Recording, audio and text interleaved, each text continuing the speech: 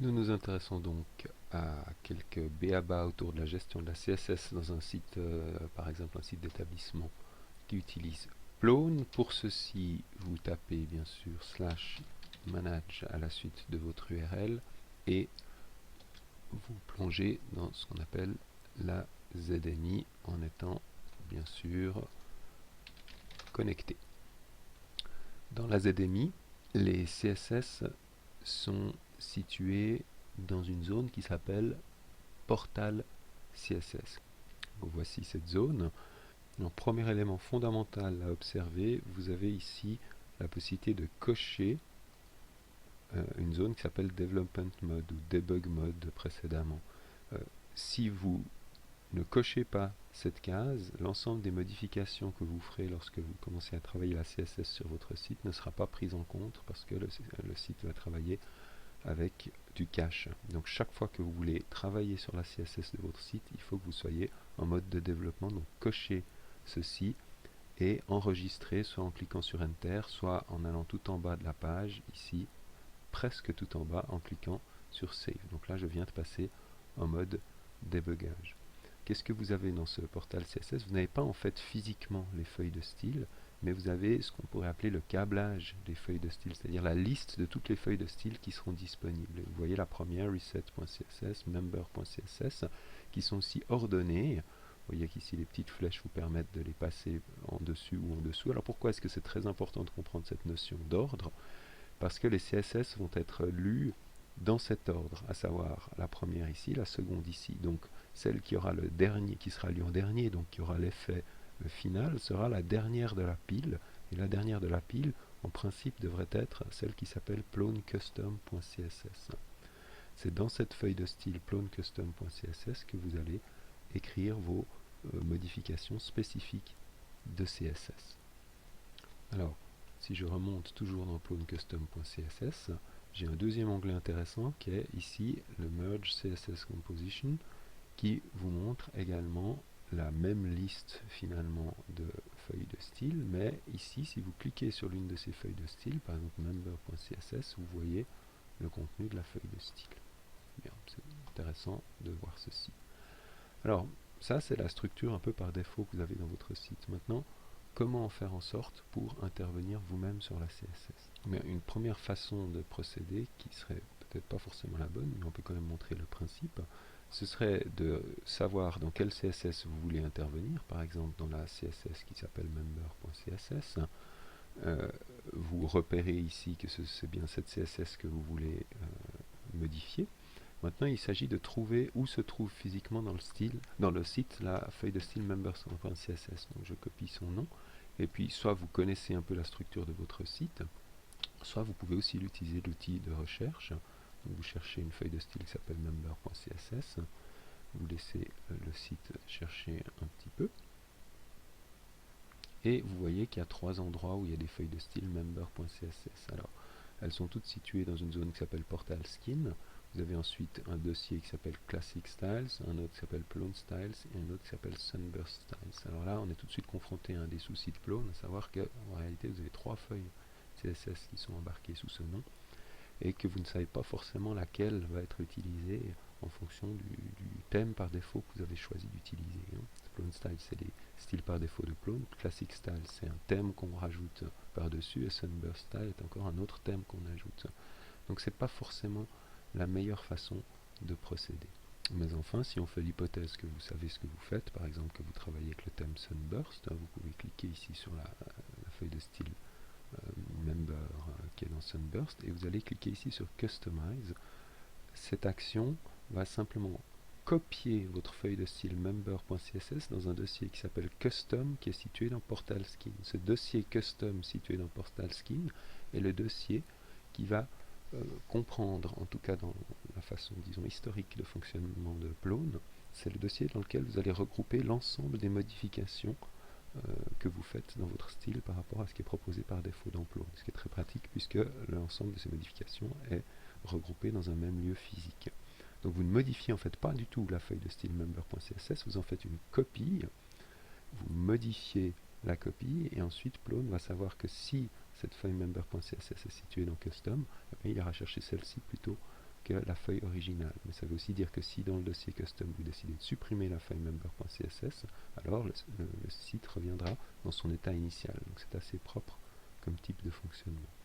Puis maintenant, évidemment, il faut connaître un peu la syntaxe CSS. Si vous voulez changer par exemple la couleur de l'état visible pour les membres, ben ici vous allez changer le code couleur. Et maintenant, ce que nous recommandons plutôt que de modifier de la CSS dans tous les coins du site sans trop savoir après d'où venaient les choses, eh bien, si vous voulez modifier un morceau de CSS comme celui-ci, vous le copiez, alors en prenant l'ensemble de la syntaxe, donc vous copiez votre morceau CSS, et vous allez utiliser la fameuse feuille de style dont on parlait tout à l'heure, qui s'appelle plonecustom.css. Alors, cette feuille de style plonecustom.css, initialement, elle se situe ici dans la zone, toujours de la ZMI Portal Schemes et Plone Styles. Vous avez une feuille de style qui s'appelle plonecustom.css. Vous allez dessus, vous la customisez.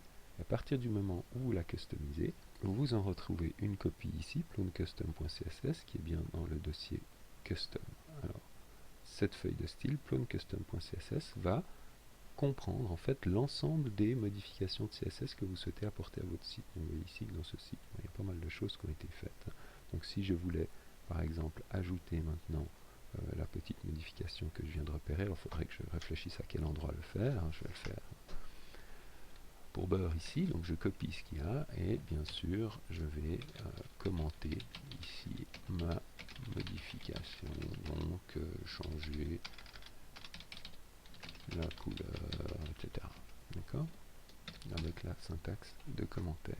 Je sauve ici, et si je suis en mode debug, alors, puisque la feuille de style Plone Custom qui est déposée dans le dossier Custom est la dernière de la pile dans Portal CSS, on a vu tout à l'heure, c'est cette commande-là, c'est cet ordre CSS qui sera appliqué à votre style, pour autant bien sûr que vous ayez cliqué sur Enregistrer. Alors, dernier élément de b.a.-ba à voir dans la gestion de la CSS dans un site Plone, le plus souvent, le cas d'utilisation, c'est d'être dans son site, puis de se dire, bon, ben voilà, ici j'ai ajouté un petit titre sous mon calendrier qui s'appelle voir un calendrier élargi, mais je trouve qu'il est un peu petit ou passe par la bonne couleur, etc. Comment est-ce que je pourrais agir sur cet élément ici? Donc, pour ceci, on utilise des outils d'inspection du code. Un des plus connus s'appelle Firefox. Dans Firefox, par exemple, s'appelle Firebug.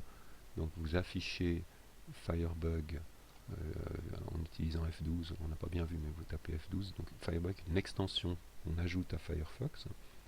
Ensuite F12, il affiche Firebug. Si vous utilisez Chrome, il est directement intégré dans Chrome.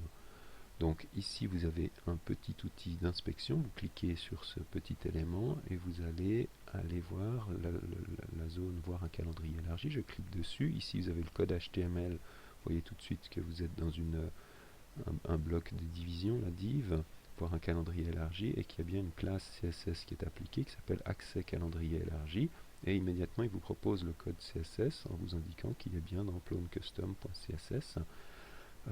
Si vous vous dites que, par exemple, la marge ne vous satisfait pas, je reviens par ici, voilà, vous êtes sur voir un calendrier élargi, si la marge, ou si vous voulez aligner par exemple à gauche, ben vous pouvez taper left, vous voyez immédiatement l'effet qui est ici. Si vous voulez aligner à droite, vous tapez right. Si vous pensez que la marge au-dessus n'est pas suffisante, vous mettez 18. Vous pouvez également modifier enfin la CSS comme vous voulez. Une fois que, alors attention, ici c'est seulement la façon de voir l'effet que ça a. Ensuite il vous faut copier le code que vous avez modifié par exemple, et puis vous retournez dans votre fichier Plone Custom qui est dans un custom Portal Schemes Custom, et vous modifiez la CSS. Donc ça vous permet de savoir à quel endroit, donc par exemple on va faire l'exercice quand même là, donc accès calendrier élargi, c'est qui est ici, hein, c'est bien cette classe là CSS qui agit sur mon élément. Je retourne dans plonecustom.css, CTRL F, je fais une recherche sur CTRL V accès calendrier élargi. On voit ici que j'ai accès calendrier élargi avec différents éléments, et je peux maintenant savoir que c'est ici. Je rajoute par exemple ma marge à 18 plutôt qu'à 8, je sauve, et si je suis en mode debug ou en mode de développement, dans toujours le même endroit, à savoir ici, portal CSS, mode de développement, alors la modification sera prise en compte. Une fois que j'ai terminé les modifications de CSS, je décoche le mode de développement pour ne pas générer du cache et abaisser les performances, je sauve. Et voilà les quelques éléments fondamentaux à connaître sur la CSS, très rapidement. Merci.